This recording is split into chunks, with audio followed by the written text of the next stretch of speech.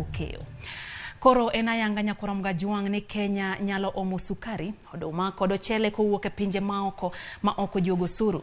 Migawo mar omenda puodho kang' mar migawo mar pur keto kenge mag kelo chamgo kaka yor thiro keche pacho ka. Judith Omondi miyowa ler mar wachno.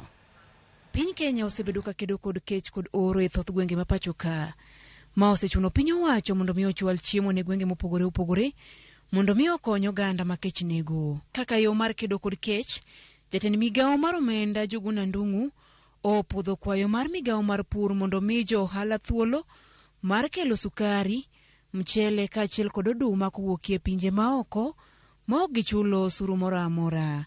Jo ohala mag sukari omi nyaka tarik 31 dwe mar adek mondo mi gikel sukari maromo metrik tan 100,000, mano ma en kilo milion 1.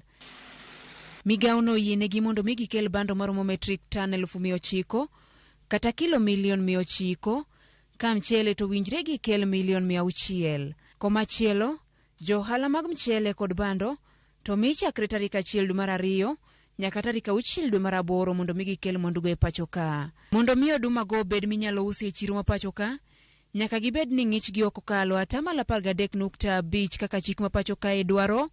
Ok owinj gibed kod kwiri mar aflatoxin, nyaka puodhgi kod duol mang'iyo rang'iny mag mwandu e pacho kae, ka bende nyaka migawo mar thieth puodhgi kaka mago ma ok nyal hinyo ngima oganda. Mchele ma bende biro donjo e pacho ka nyaka bed mago ma osepoki ma iluongo ni grade 1, nyaka gibed ma otweyo makare, ka bende nyaka bed ni ne okagi ka sagi oromo. Mamoko ewi mchele gi en ni nyaka gibed maler, ma ok ong'injore, ma ok okikore, ka bende nyaka gibed maber ne ngima dhano.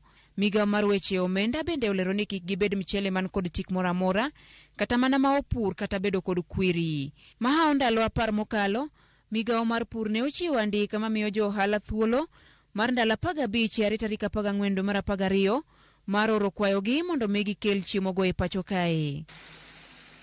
Ma biro e kinde matwak mathoth osebetie pacho ka ewi chiemo kod kodhi mawuok e pinje maoko, ahinya to mago ma olosi gi nyinyo ma otisi ni GMO.